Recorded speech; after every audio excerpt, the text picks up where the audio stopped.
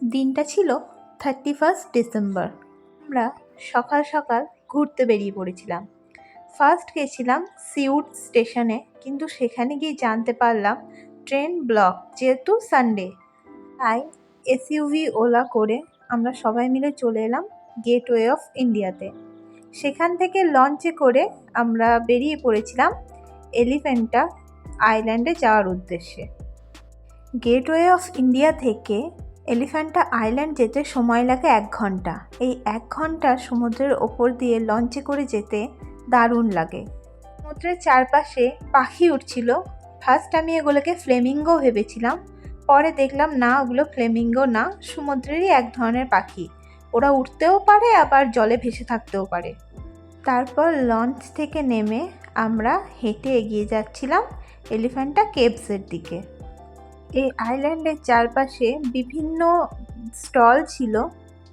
এই এলিফ্যান্ট আইল্যান্ডের নাম এলিফ্যান্টা আইল্যান্ড হয়েছে তার কারণ পর্তুগিজরা যখন এসেছিল তখন এখানে একটা বড় হাতির মূর্তি ছিল। সেই হাতির মূর্তিটা থেকে এরা নাম দিয়েছিল এলিফ্যান্টা আইল্যান্ড। সেই মূর্তিটা এখন এখানে নেই, সেটা মিউজিয়ামে রাখা আছে। তারপর আমরা হেঁটে এগিয়ে চলেছিলাম পাহাড়ে ওঠার জন্য। পাহাড় কেটে কেটে রাস্তা করা ছিল। পর অনেকটা পথ হাঁটার পর আমরা পৌঁছে গেলাম এলিফ্যান্টা কেভসের ওপরে। এলিফ্যান্টা এসে ভেতরে প্রবেশ করার আগে আমাদের টিকিট কেটে নিতে হয়েছিল। এই টিকিটটাতে ভারতীয়দের প্রবেশ মূল্য ছিল 40 টাকা আর ফরেনারদের প্রবেশ মূল্য হলো 600 টাকা। এই এলিফ্যান্টা কেভসের এখানে বাঁদরের উৎপাত খুব বেশি ছিল।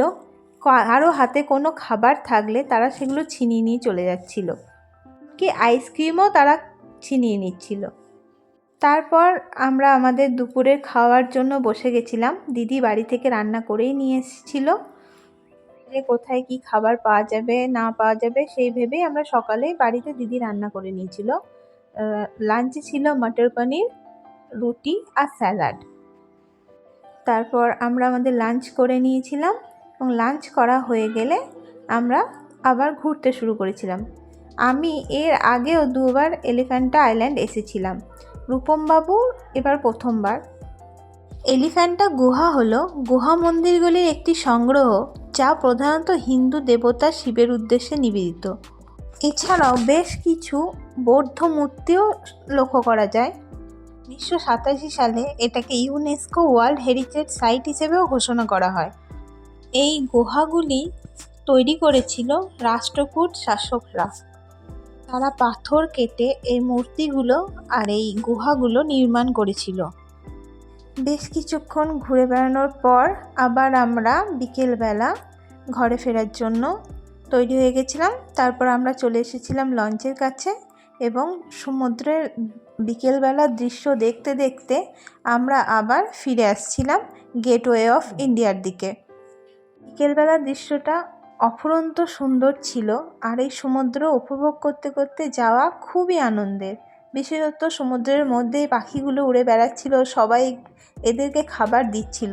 তারপর আমি আর রূপমবাবু লঞ্চের সামনে দাঁড়িয়ে দাঁড়িয়ে আসছিলাম। সমুদ্রের হাওয়া আর দৃশ্য এতই ভালো লাগছিল যে আমরা 1 ঘন্টার জার্নি প্রায় দাঁড়িয়ে দাঁড়িয়ে এসেছিলাম।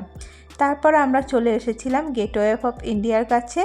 তারপর সেখান থেকে আমরা নেমে পড়েছিলাম লঞ্চ থেকে এবং ফিরে গেছিলাম নিজেদের ঘরের উদ্দেশ্যে। এভাবেই আমাদের 31 ডিসেম্বর কেটে গেল।